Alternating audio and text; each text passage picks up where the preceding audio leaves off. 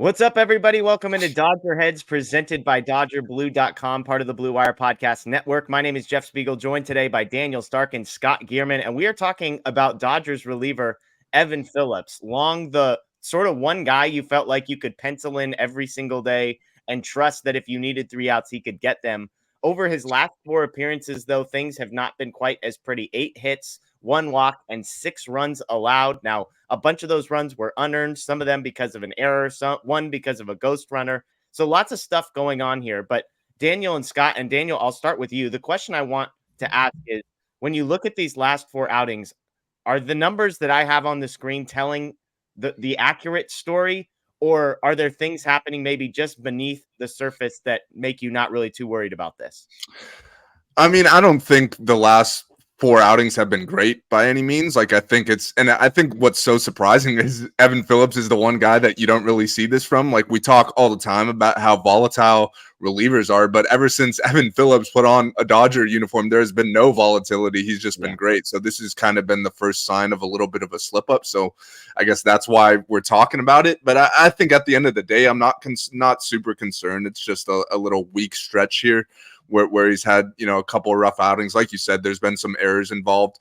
I'd say if you are going to be concerned, the thing to be concerned about has been the lack of bats that he's been missing. He's usually a guy who gets at least a strikeout an inning, if not more, and he just hasn't been missing any bats, and that's kind of why he's gotten himself into trouble. It's not like guys are hitting home runs off of him. Hasn't been a ton of hard contact, but guys have just been getting hits, and that's what happens when you don't miss bats. So I guess if you want to be concerned, that would be why. But I still think at the end of the day, it's Evan Phillips. I still trust him, probably more than anyone. I know Brusdar Graterol, that's my guy. He's been phenomenal. So those are the clear top 2 to me. But I still have all the trust in the world in Evan Phillips. Scott, he does have just 2 strikeouts over that four appearance stretch. And to Daniel's point, looking at whiff rate, his last 2 appearances, he has just 1 whiff combined in those 2. He had no whiffs back on September 16th and just 1 whiff on 9 swings on September 20th. Where are you? Are you kind of in the same position as Daniel? Hey, small sample size, not too worried about this? Or are there some things there that cause you to be a bit concerned? Yeah, I mean, he had a little bit of like a 4-game layoff since his last outing. He was on the 16th against Seattle. This doesn't hold too much water for me. Prior to this little stretch here, before the game against San Diego, where the bulk of those runs, were allowed, unearned. But before that, he had 10 straight scoreless appearances. So for me, I'm going to go based off of, a larger sample size there, bigger chunk of time. I have a ton of faith in Evan Phillips that he can be deployed at any single time as the fireman, as the closer. And I have, the utmost faith in him. He's a guy like that we've continued to have, a lot of confidence in, that can be put into the biggest spot in the game and get those outs. I'm going to go based off of, just for Evan Phillips, because, kind of he's the big consistent out there. He's done nothing to, make us waver in that. So I'm going to bank that this is just, a blip, that they're trying to just, work through some stuff, kind of go through the motions, and maybe they're working on some different sequencing. It's just stuff's not falling, but I have, full faith in him that he's going to figure it out. Yeah, I was looking at some of the game logs. That September 11th game that you mentioned, Scott, error, that was the Chris Taylor and James Outman running into each other. Sacrifice, error, that was an Evan Phillips error. Home run, out, home run, strikeout. So that's how you get to 4 runs there.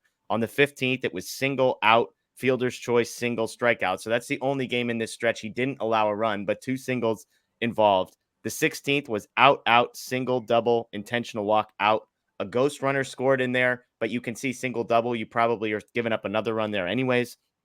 And then on the 20th, out, out, double, single, out. So it's a lot of traffic and not a lot of missed bats. And so I'm with you guys. Ultimately, I like to look at a bigger sample size. I'm not worried about Evan Phillips. I don't think there's nothing that would have happened where it's like he just miraculously became a very average pitcher overnight after, as you pointed out, 10 straight scoreless appearances coming in.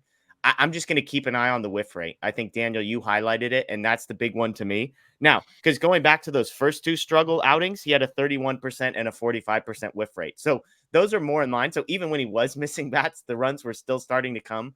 But if that's the case, if it's a 35 to 45% whiff rate and he's giving up a run or 2, I can live with that with Evan Phillips, because I think that'll normalize over the stretch run here. Let me ask one more question, just because, Daniel, you brought it up.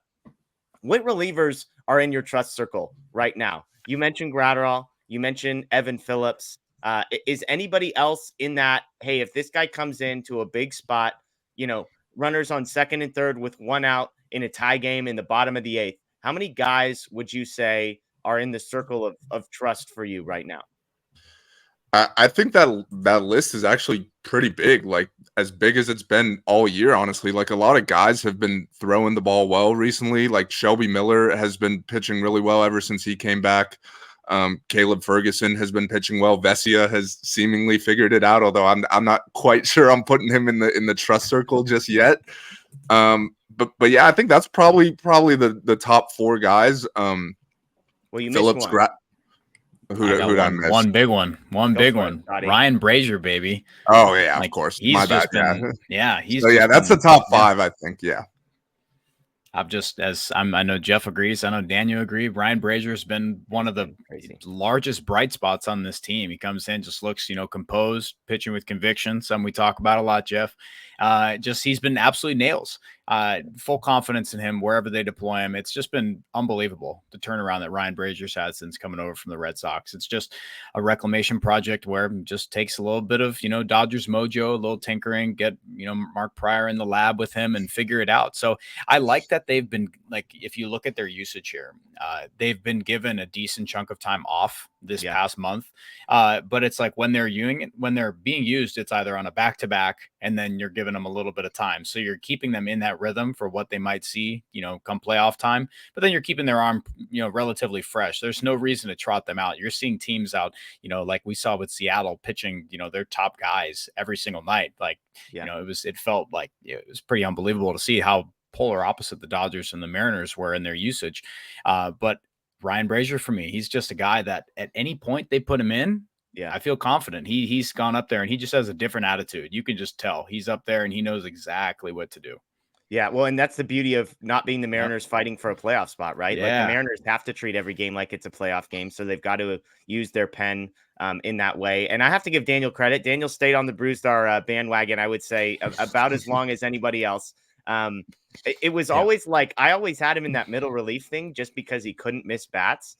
And honestly, Ryan Brazier was like that for a little while, but both those guys, the underlying stuff has gotten a little bit better. And I'm just a big believer in, like, at some point you put enough of a sample size on paper that, like, I'm going to stop looking at expected numbers. I'm going to start looking at actual numbers and those guys. And one other name we haven't mentioned, by the way, is Joe Kelly, who we know he's coming off the injured list, but just from a reputation perspective and a stuff perspective, he might be in that category. I'll be honest.